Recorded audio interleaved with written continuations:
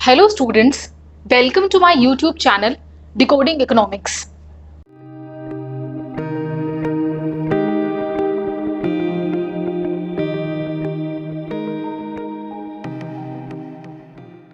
तो चलिए आज के लेक्चर को हम स्टार्ट करते हैं।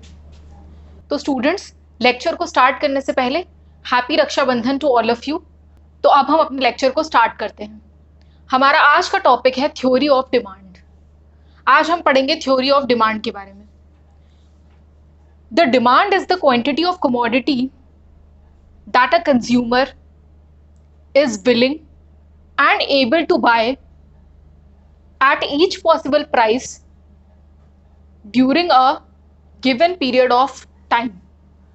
So what is demand? Demand is the quantity of commodity that a consumer is willing and able to buy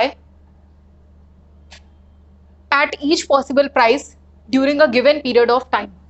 इसका मतलब ये है कि सपोज आपको कोई गुड खरीदना है, जैसे कि आपने सपोज आइसक्रीम खरीदी, तो वो एक कमोडिटी है जिसको आप परचेज करना चाहते हैं।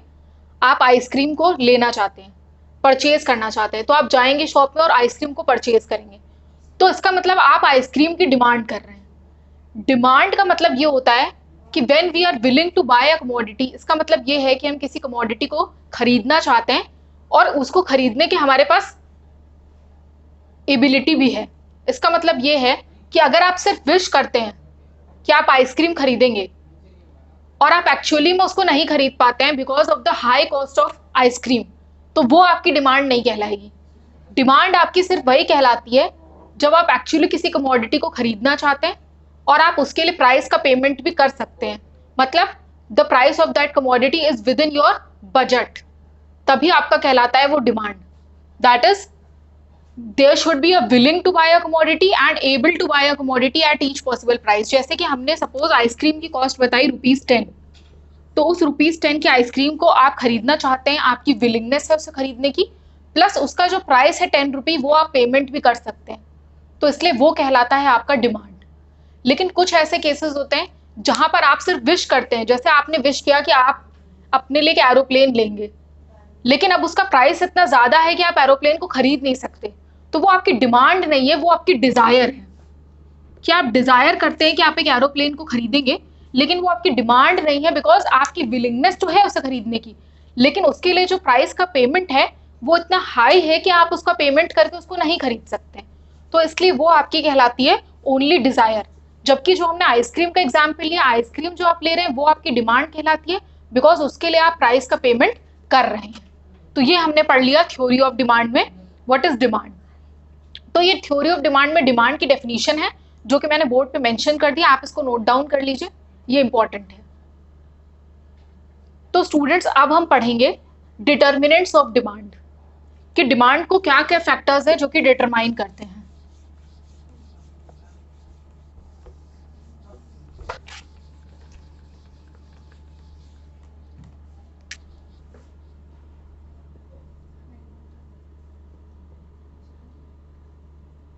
Determinants of demand. तो डिटर्मिनेंट्स ऑफ डिमांड में कुछ ऐसे फैक्टर्स होते हैं जो कि डिमांड को इफेक्ट करते हैं, मतलब डिमांड कैसे अराइज होती है, ये कौन कौन से फैक्टर्स के ऊपर डिपेंड करती है, ये हम पढ़ेंगे डिटर्मिनेंट्स ऑफ डिमांड में। तो हमारा पहला पॉइंट है price of the commodity. Commodity का मतलब होता है आपका गुड, ठीक है, तो प्राइस ऑफ द कमोडिटी। तो पहला पॉइंट है कि जो आपकी डिमांड ऑफ कमोडिटी है वो डिपेंड करती है उसके प्राइस के ऊपर। प्राइस का मतलब यहाँ पे ये है कि आपने सपोज कोई गुड खरीदा, उसके लिए आप कुछ मनी का पेमेंट कर रहे हैं, that is known as price of the commodity. और डिमांड का प्राइस के साथ इनवर्स रिलेशन होता है, there is a inverse relation between demand of the commodity and its price. इसका मतलब ये है कि जब भी आपका प्राइस इंक्रीज होता है तो क्वांटिटी की जो डिमांड है वो कम हो जाती है, और जब भी आपका प्राइस फॉल करता है तो क्वांटिटी की डिमांड आपकी बढ़ जाती है। इसका मतलब ये है whenever price of the commodity increases its demand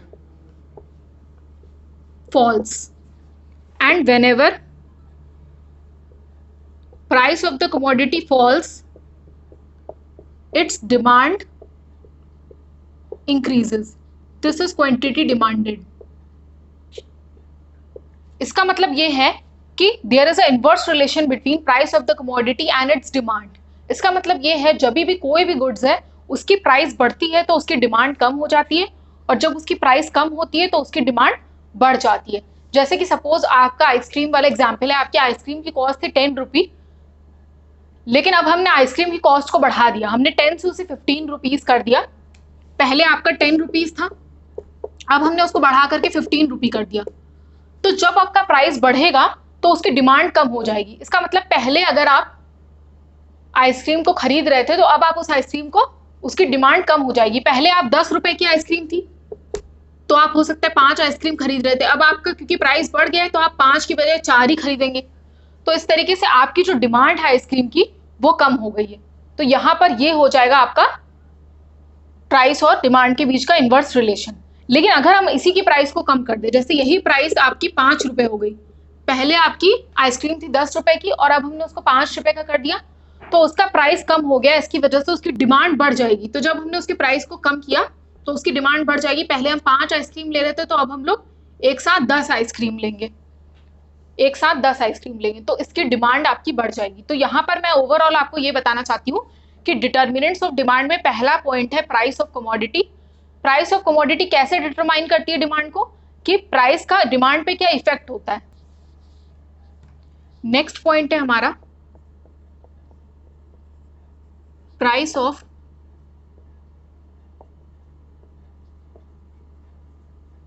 related goods.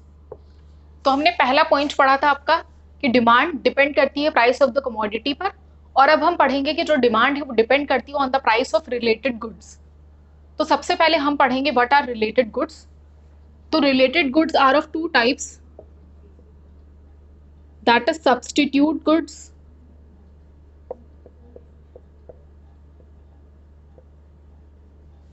And complementary goods.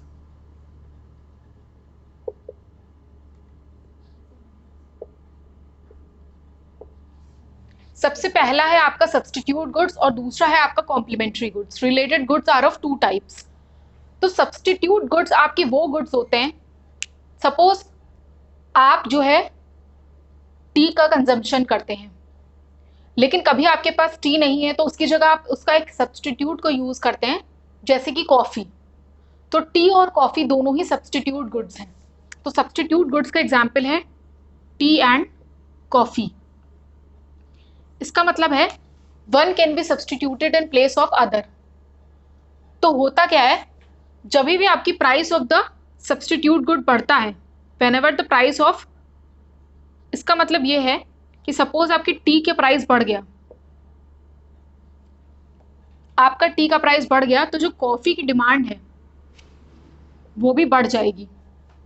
There is a direct relation between price of substitute goods and demand of that commodity, price of substitute good and demand of a particular commodity। इसका मतलब ये है कि जैसे commodity है आपकी T और यहाँ पे commodity है आपकी कॉफ़ी, तो जो जब हमारा टी का प्राइस बढ़ता है तो जो कॉफ़ी की डिमांड है वो भी बढ़ जाती है। ऐसा इसलिए होता है क्योंकि जब आपका टी का प्राइस बढ़ेगा तो टी की जो डिमांड है वो कम हो जाएगी।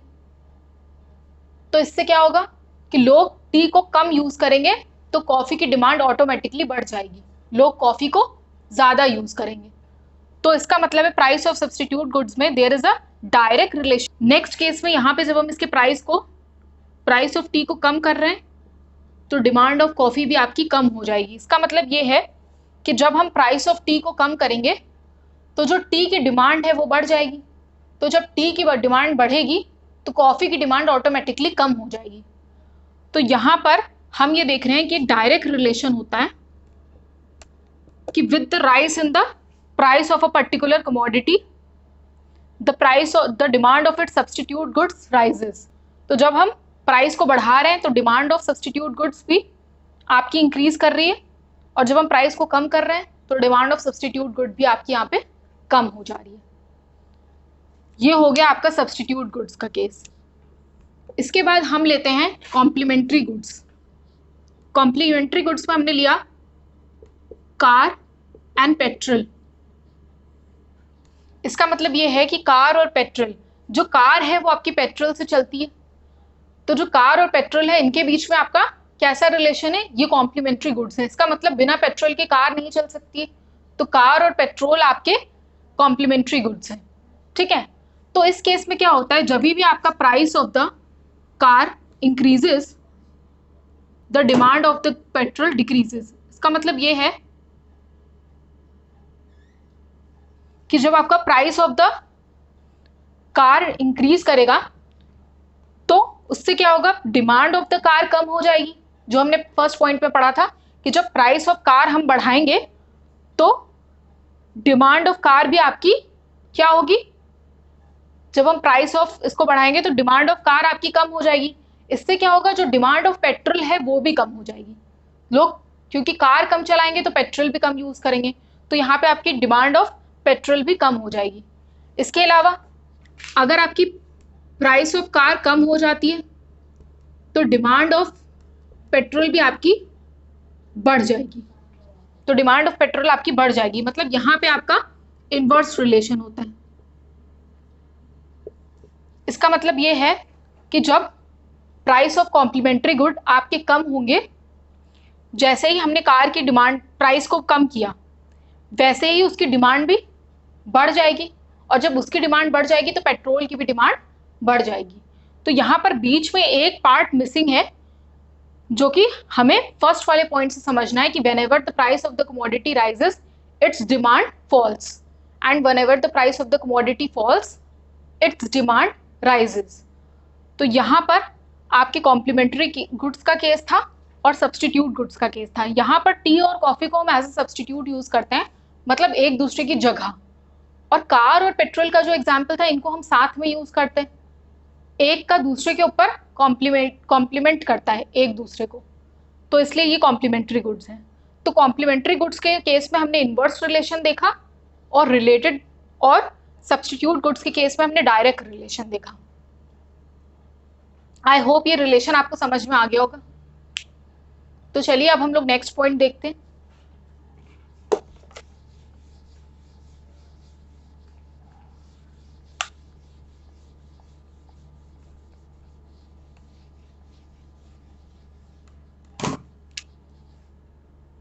थर्ड इज इनकम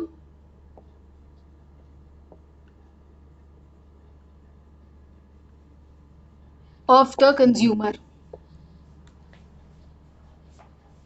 सबसे पहले पॉइंट पे हमने पढ़ा था कि demand depends on price of the commodity, उसके बाद price of the related goods, और थर्ड पॉइंट है हमारा इनकम ऑफ द कंज्यूमर, कि जो डिमांड ऑफ कमोडिटी है वो डिपेंड करती है इनकम ऑफ द कंज्यूमर पे।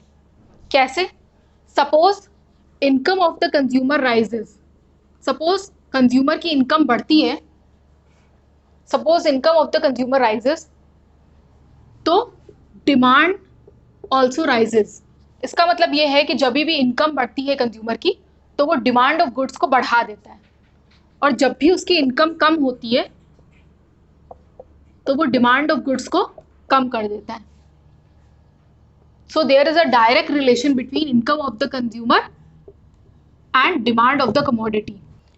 इसमें हम दो टाइप के गुड्स लेते हैं। यहाँ पे डायरेक्ट रिलेशनशिप है, आपकी इनकम इंक्रीज करिए तो डिमांड भी इंक्रीज करिए, और जब आपकी इनकम फॉल कर रही है तो डिमांड भी आपकी फॉल कर रही है। इसके बाद there are two types of goods, two types of goods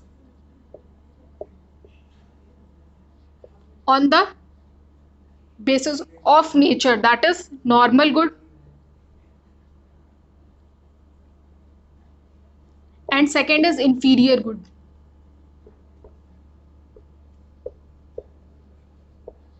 normal good में जैसे आप ले सकते हैं टीवी, फ्रिज, ये जैसे भी गुड्स हैं ये आपकी नॉर्मल गुड्स हैं। इसका मतलब ये है कि जब कंज्यूमर की इनकम बढ़ेगी तो वो टीवी, फ्रिज इन सब की डिमांड को बढ़ाएगा, और जब उसकी इनकम कम होगी तो वो नॉर्मल गुड्स जैसे कि टीवी, फ्रिज की डिमांड को कम कर देगा। इसके अलावा जब हम इंफीरियर गुड्स की बात करते हैं तो इंफीरियर गुड्स में आपके कोर्स ग्रेन आते हैं, जैसे कि बाजरा।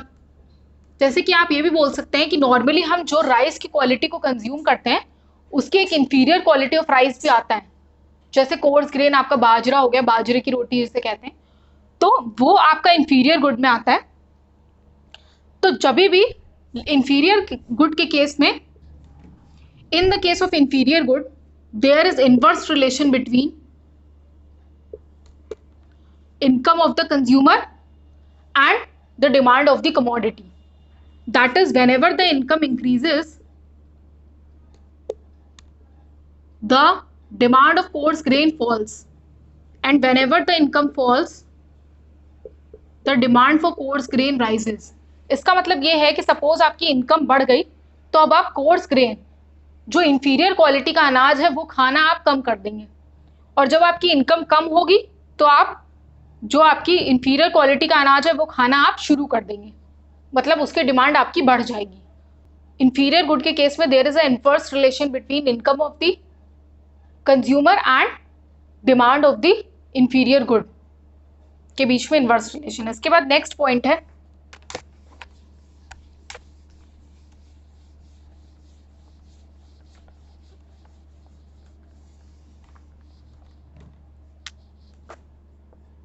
Test and preferences of consumer. चौथा पॉइंट है कि जो डिमांड ऑफ द कमोडिटी होती है वो डिपेंड करती है taste and preferences of the consumer पे। इसका मतलब ये है, whenever there is a favorable change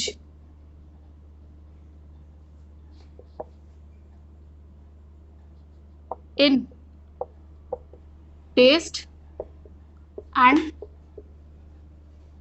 preferences of consumer, the demand of good rises. इसका मतलब ये है, जब भी आपका फेवरेबल चेंज होता है taste and preferences of consumer में, तो डिमांड ऑफ द गुड जो होती है वो भी राइज करती है, तो गुड्स की डिमांड भी आपकी बढ़ती है। और whenever there is unfavourable change,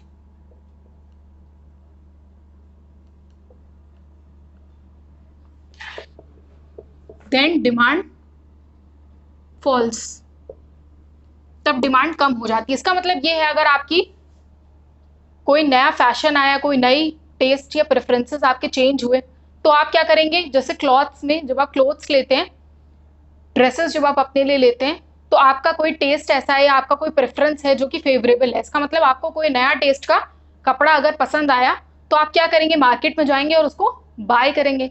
तो जब भी फेवरेबल टेस्ट होता है, चेंज होता है आपके टेस्ट और प्रेफरेंसेस में, तो डिमांड ऑफ द गुड जो है वो भी बढ़ती है।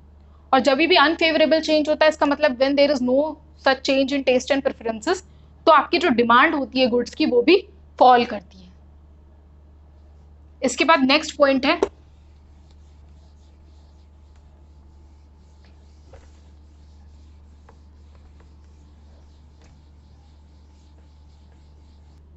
Future expectation of change in prices।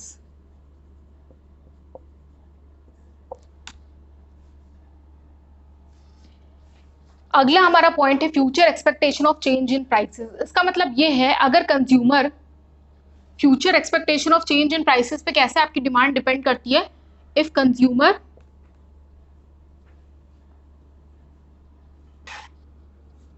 expects that the price of commodity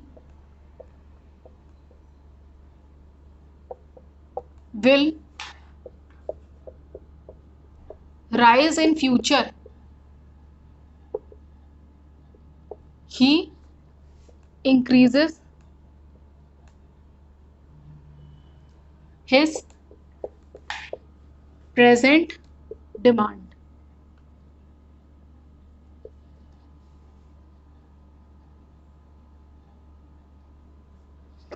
तो students, future expectation of change in prices का मतलब है कि जब भी कंज्यूमर ये एक्सपेक्ट करता है कि जो प्राइस ऑफ कमोडिटी है वो फ्यूचर में राइज करेगी, तो वो क्या करता है, अपनी प्रेजेंट की डिमांड को इंक्रीज कर देता है। उसे ऐसा लगता है कि फ्यूचर में, जैसे कोई भी गुड्स है, सपोज आपको लगता है कि आज वो जो गुड है, जैसे सपोज आपको लैपटॉप खरीदना है, ठीक है, और आप ये सोचते हैं, आपने ये एक्सपेक्टेशंस की हैं कि फ्यूचर में लैपटॉप के प्राइसेस राइज हो जाएंगे, तो आप उसको क्या करेंगे, प्रेजेंट में ही बाय कर लेंगे इंस्टेड ऑफ फ्यूचर के लिए पोस्टपोन करने के। तो अगर आपको ऐसा लगता है कि राइज होगी फ्यूचर में डिमांड, तो आप प्रेजेंट डिमांड को बढ़ा देते हैं। और इसका जस्ट अपोजिट है, अगर आप एक्सपेक्ट करते हैं fall in demand in future,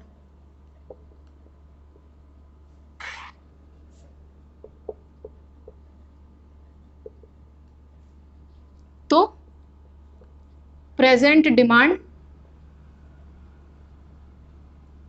decreases, तो आपकी प्रेजेंट की डिमांड डिक्रीज हो जाएगी। अगर आपको लगता है कि लैपटॉप के जो प्राइसेस हैं वो फ्यूचर में जाकर के कम हो जाएंगे, तो आप उस गुड को आज लेने की बजाय फ्यूचर में लेंगे, तो इस तरीके से आपकी जो डिमांड है वो कम हो जाएगी प्रेजेंट टाइम में।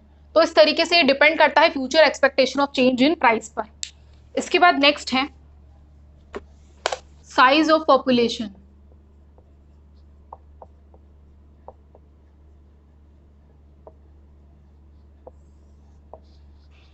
साइज ऑफ पॉपुलेशन, तो जो डिमांड ऑफ द कमोडिटी है वो साइज ऑफ द पॉपुलेशन में ऐसे डिपेंड करती है, whenever the size of population increases.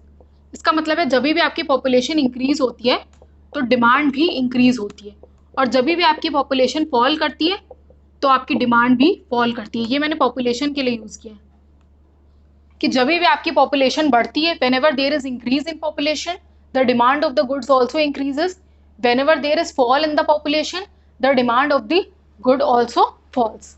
ये आपकी मार्केट डिमांड के बारे में हम बात कर रहे हैं। ओवरऑल आपकी जो डिमांड होती है वो आपकी कब बढ़ती है, ये आपकी डिपेंड करती है साइज ऑफ द पॉपुलेशन में। अगर आप देख रहे हैं कि डिमांड जो है, पॉपुलेशन बढ़ती जा रही है, तो डिमांड ऑफ गुड्स भी आपकी बढ़ेगी, और अगर पॉपुलेशन कम हो रही है तो डिमांड ऑफ गुड्स भी आपकी कम होगी। इसके बाद नेक्स्ट पॉइंट है, 7th पॉइंट है distribution of income. Distribution of income पे कैसे डिपेंड करती है, whenever there is an equal distribution of income. जब भी इकोनॉमी में आपका इक्वल डिस्ट्रीब्यूशन ऑफ इनकम होता है तो डिमांड बढ़ती है, और जब भी आपका अनइक्वल डिस्ट्रीब्यूशन ऑफ इनकम होता है डिमांड कम हो जाती है। इसका मतलब ये है कि जब भी आपका इक्वल डिस्ट्रीब्यूशन ऑफ इनकम होगा, रिच और पुअर दोनों के ही पास पैसा होगा, तो रिच भी डिमांड करेगा और पुअर भी डिमांड करेगा। लेकिन जब भी आपका अनइक्वल डिस्ट्रीब्यूशन ऑफ इनकम होता है, मतलब पुअर पॉपुलेशन के पास पैसा नहीं है, तो वो कोई डिमांड नहीं कर पाएगा, तो इससे ओवरऑल डिमांड भी आपकी कम होगी। तो अगर डिस्ट्रीब्यूशन ऑफ इनकम जो है इक्वल है तो डिमांड बढ़ेगी, और अगर अनइक्वल डिस्ट्रीब्यूशन है तो डिमांड आपकी कम हो जाएगी। तो ये यहाँ पे आपका क्लियर हो गया। तो स्टूडेंट्स, आज हमने पढ़ा what is demand and determinants of demand, जिसमें हमने पढ़ा कि demand depends on price of the commodity, price of related goods, taste and preferences of consumer, income of the consumer, future expectation of change in prices, size of the population and distribution of income. तो thank you class. अगर आपको मेरा ये video अच्छा लगा तो please इस video को लाइक करिए और सब्सक्राइब करिए मेरे चैनल को, and don't forget to press the bell icon so that you can get updates whenever I upload a new lecture. And for more updates and flowcharts, follow my Instagram page, जिसका कि link मैंने description box में दे दिया। So thank you class and keep learning.